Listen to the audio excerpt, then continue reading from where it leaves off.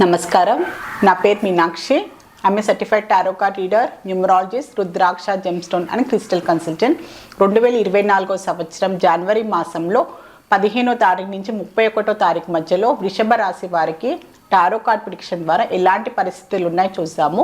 So ఆర్థికమైన పరిస్థితి చూసుకుంటే మాత్రం వీరు ఏదో కొన్ని నిర్ణయాలు తీసుకునే అవకాశాలు అయితే కనిపిస్తున్నాయి. ఆర్థికమైన నిర్ణయాలు తీసుకోవడము, సో ఏదైనా ఇన్వెస్ట్మెంట్ పరంగా వెళ్ళడము, సో అలాంటి ఆలోచనలు అయితే కనిపిస్తున్నాయి.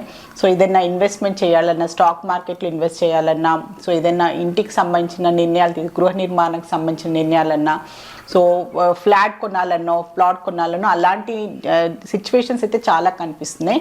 సో నిర్ణయాలు తీసుకునే ముందు మీ ఆర్థికమైన బలం ఏంటి, బలాలు ఏంటి, మీ వీక్నెస్ ఏంటి, మీ మీ మీ ఎంత వరకు మీరు దాని వరకు వెళ్ళగలరు, సో అధికమైన ఆర్థికమైన మీరు తీసుకోకుండా అధికమైన ఏంటంటే భారం మీ మీద పడకుండా మీరు కొన్ని జాగ్రత్తలు కూడా తీసుకోవాలి.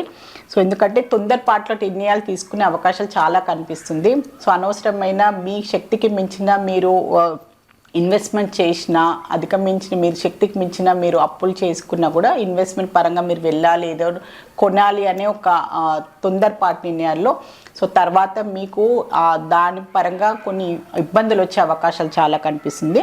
సో అందువల్ల ప్రాపర్ ప్లాన్గా సో మీ ఇన్కమ్ ఏంది, మీ ఇన్వెస్ట్మెంట్ చేయడానికి మీ లిమిట్ ఏంటి అని బాగా ఆలోచించుకొని మీరు దాని పరంగా ఇన్వెస్ట్మెంట్ చేసుకుంటే బాగుంటుంది. ఎందుకంటే తొందరపాటు కనిపిస్తుంది. సో ఖచ్చితంగా టార్గెట్ పెట్టుకొని ఇంతలోపు నేను కొనేసేయాలి, ఇంతలోపు నేను సెటిల్ కావాలి అనే అలాంటి ఆలోచనల వల్ల కూడా సో మీరు ఆర్థికమైన మీ సిచ్యువేషన్ ఏంటి అని అది ఆలోచించుకోకుండా కూడా స్టెప్ వేసే అవకాశాలు చాలా కనిపిస్తుంది. అందువల్ల బాగా ఆలోచించుకొని మీ లిమిట్స్కి తగ్గట్టుగానే మీ నిర్ణయాలు తీసుకుంటే బాగుంటుంది. సో ఉద్యోగరీత్యా చూసుకుంటే కూడా కొన్ని విషయాలలో మీరు మీ ఏంటంటే స్కిల్స్ అండ్ టాలెంట్స్ పరంగా అనుకోండి, మీరు చేసే పని విధానంలో కూడా మీరు స్టాండ్ తీసుకోవాల్సిన అవసరం ఉంది. సో మీరు ఎలాంటి కొన్ని ఇబ్బందులు వచ్చినా, సో మీ సహోద్యోగులతో కూడా ఎలాంటి ఇబ్బందులు వచ్చినా కూడా మీ విషయాల్లో మీరు కొంచెం మాట్లాడడము, సో దాని విషయంలో మీ స్టాండ్ తీసుకోవడము, సో మీ పని విషయంలో కూడా సో మీ స్కిల్స్ అయినా మీరు ఏదో కూర్చున్నారు, పని చేశారు, వెళ్ళిపోయారు అనకుండా కూడా మీరు మీ స్కిల్స్ అండ్ టాలెంట్స్ అయినా మీ టాలెంట్ ఏంటనేది మీరు ప్రూవ్ చేసుకోవాల్సిన అవసరం ఉంది. సో అలాంటప్పుడే సో మీకు కూడా ప్రొఫెషన్ పరంగా కూడా మీ ఉద్యోగ పరంగా కూడా మీకు మంచి సక్సెస్ రావడము, మీరు ముందుకు వెళ్ళడము, సో మీకు ఏదైనా ఇంక్రిమెంట్ అయినా కూడా సో మీ ప్రొఫెషన్ పరంగా కూడా మీరు ముందుకు వెళ్ళే అవకాశాలు చాలా ఉంటాయి.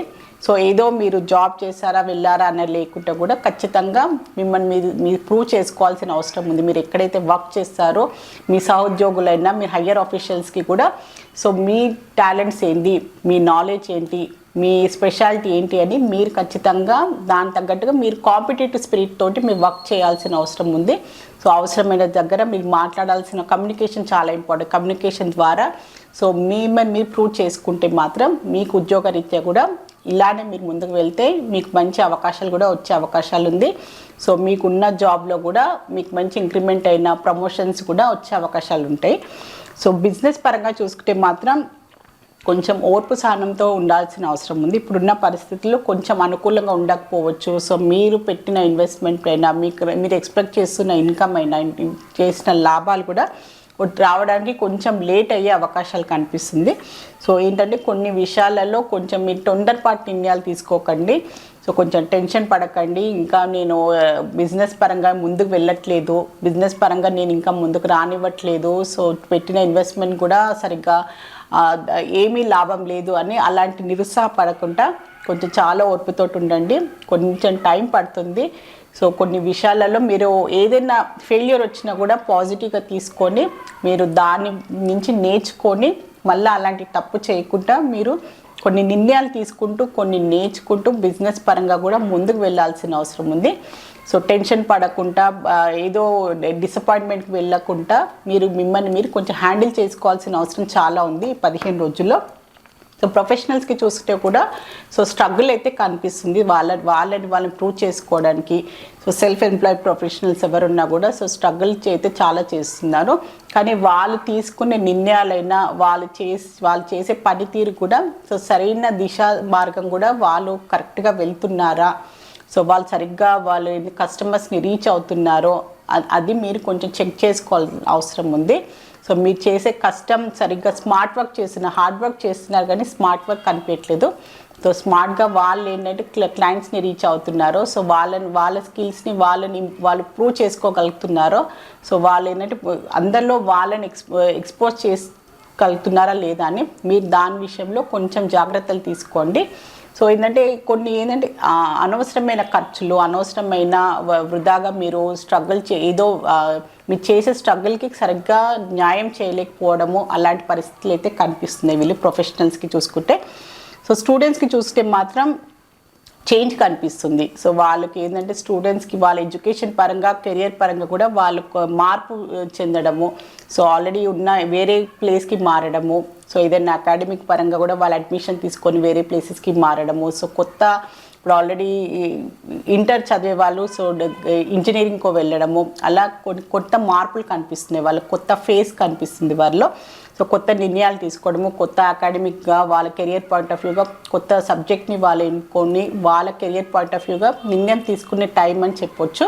సో అందరూ ఏం చేస్తున్నారు, అందరు ఆలోచన అని కాకుండా మీ ఆలోచన ఏంటి, మీ ప్యాషన్ ఏంటి, మీ ఇంట్రెస్ట్ ఏంటని సో అందరు చెప్పినా కూడా మీ సొంత నిర్ణయం ఏంటి, మీరు ఏం చేయాలనుకుంటున్నారని సొంత నిర్ణయం తీసుకోవాల్సిన అవసరం ఉంది స్టూడెంట్స్కి.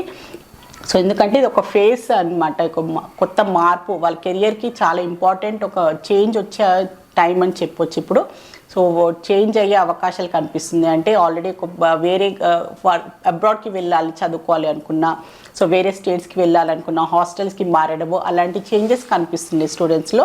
సో కొత్త అకాడమిక్స్, కొత్త ఎడ్యుకేషన్, మళ్ళీ అన్నీ కొత్తగా మార్పులు కనిపిస్తున్నాయి. సో ఆ విధంగా వీళ్ళు కరెక్ట్గా నిర్ణయం తీసుకొని వాళ్ళ ఎడ్యుకేషన్ పాయింట్ ఆఫ్ వ్యూగా కరెక్ట్ నిర్ణయాలు తీసుకుంటే బాగుంటుంది ఇప్పుడు ఈ ఫేస్లో.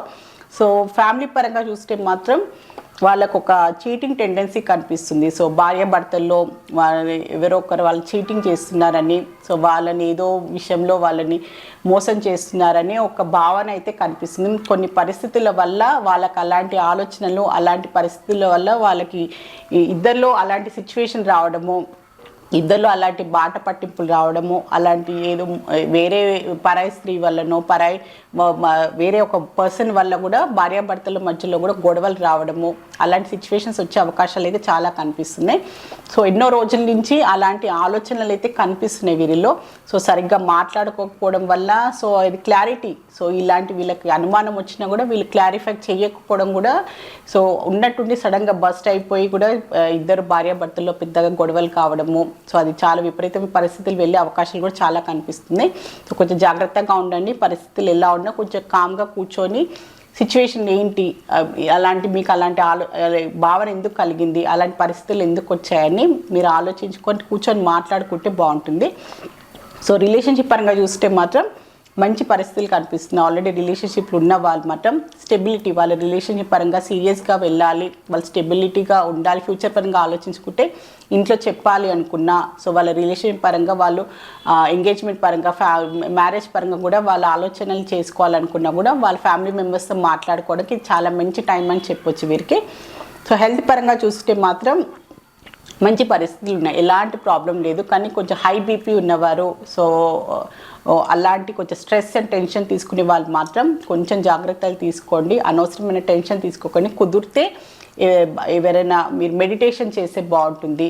సో కుదిరితే మీరు ఏదైనా బాబా మీ సాయిబాబా టెంపుల్ అయినా ఎవరైనా గురువుకి సంబంధించిన దత్తాత్రేయ గుడి కూడా మీరు వెళ్ళి రాస్తే బాగుంటుంది గురువారం. సో అది పరిష్కారంగా రెమెడీగా చేసుకోవచ్చు మీరు. సో వృషభ రాశి వారికి కృతికా నక్షత్రంలో జన్మించిన వారికి ఏంజల్స్ ద్వారా ఎలాంటి అడ్వైస్ లభిస్తుందో చూసాము.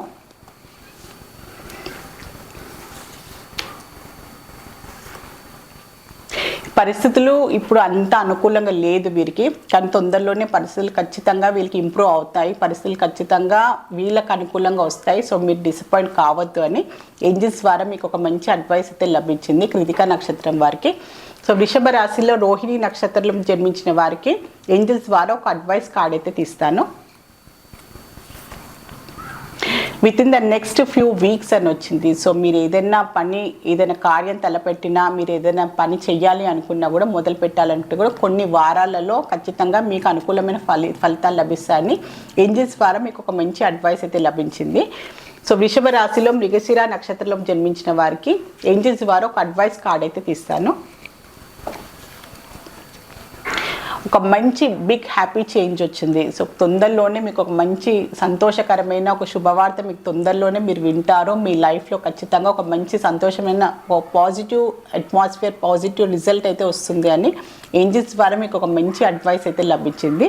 సో వృషభ రాశి వారి జనరల్ టారో రీడింగ్ చూస్తారు. టారో రీడింగ్ ద్వారా చక్కని పరిష్కారం, బెస్ట్ రెమెడీ, మంచి గైడెన్స్ లభిస్తుంది. సో మీలో ఎవరైనా టారో రీడింగ్ కన్సల్టేషన్ కావాలి అనుకునేవారు, నేమ్ సజెషన్ కావాలి అనుకున్న, న్యూబార్న్ బేబీస్కి, బిజినెస్ ఆర్గనైజేషన్స్కి నేమ్ సజెషన్ కావాలి అనుకునేవారు కూడా స్క్రీన్ పైన కనిపించే కాంటాక్ట్ నెంబర్కి సంప్రదించగలరు. నమస్కారం.